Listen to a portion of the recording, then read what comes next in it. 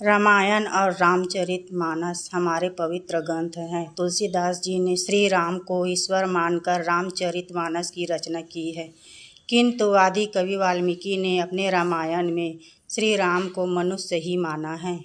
तुलसीदास जी ने रामचरितमानस को राम के राज्य अभिषेक के बाद समाप्त कर दिया है।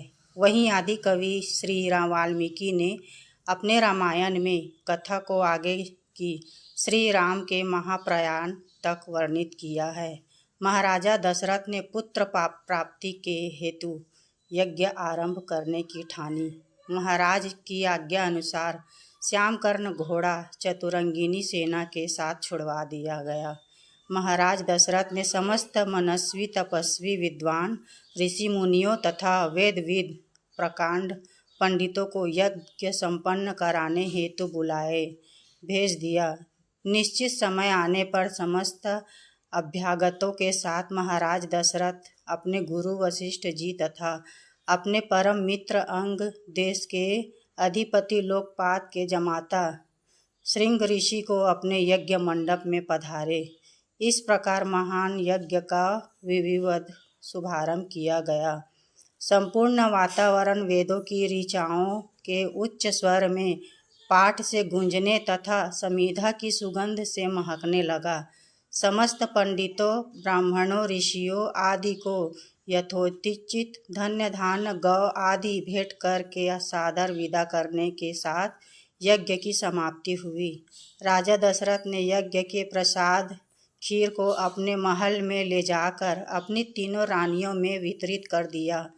प्रसाद ग्रहण करने के परिणाम स्वरूप तीनों रानियों ने गर्भ धारण किया। जब चैत्र मास के शुक्ल पक्ष की नवमी तिथि को पुनर्वसु नक्षत्र में सूर्य, मंगल, शनि, बृहस्पति तथा शुक्र अपने अपने उच्च स्थानों में विराजमान थे, कर्क लग्न का उदय होते ही महाराज दशरथ की बड़ी रानी कौशल्या के गर्भ से एक शिशु का जन्म हुआ, जो कि नीलकर्ण, चुंबकीय आकर्षण वाले, अत्यंत तेजोमय, परम कांतिवान तथा अत्यंत सुंदर था। उस शिशु को देखने वाले देखते रह जाते थे। इसके पश्चात शुभ नक्षत्रों और शुभ घड़ी में महारानी कैकेयी के एक तथा तीसरी रानी सुमित्रा के 2 तेजस्वी पुत्रों का जन्म हुआ। संपूर्ण राज्य में आनंद मनाया जाने लगा। महाराज के 4 पुत्रों के जन्म के उल्लास में गंधर्व गान करने लगे और अप्सराएं नृत्य करने लगी। देवता अपने विमानों में बैठकर पुष्प वर्षा करने लगे।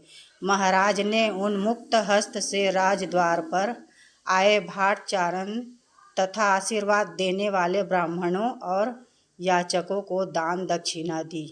पुरस्कार में प्रजाजनों को धन धान्य तथा दरबारियों को रत्न आभूषण प्रदान किए गए। चारों पुत्रों का नामकरण संस्कार महर्षि वशिष्ठ के द्वारा किया गया तथा उनके नाम रामचंद्र, भरत, लक्ष्मण और शत्रुघ्न रखे गए। आयु बढ़ने के साथ ही साथ रामचंद्र गुणों में भी अपने भाइयों से आगे बढ़ने तथा प्रजा में अत्यंत लोकप्रिय होने लगे। उनमें अत्यंत विलक्षण प्रतिभा थी, जिसके परिणाम स्वरूप अल्पकाल में ही वे समस्त विषयों में पारंगत हो गए। उन्हें सभी प्रकार के अस्त्र शस्त्रों को चलाने तथा हाथी, घोड़े एवं सभी प्रकार के वाहनों की सवारी में उन्हें असाधारण निपुणता प्राप्त हो गई। वे निरंतर माता पिता और गुरुजनों की सेवा में लगे रहते थे। उनका अनुसरण शेष 3 भाई भी करते थे।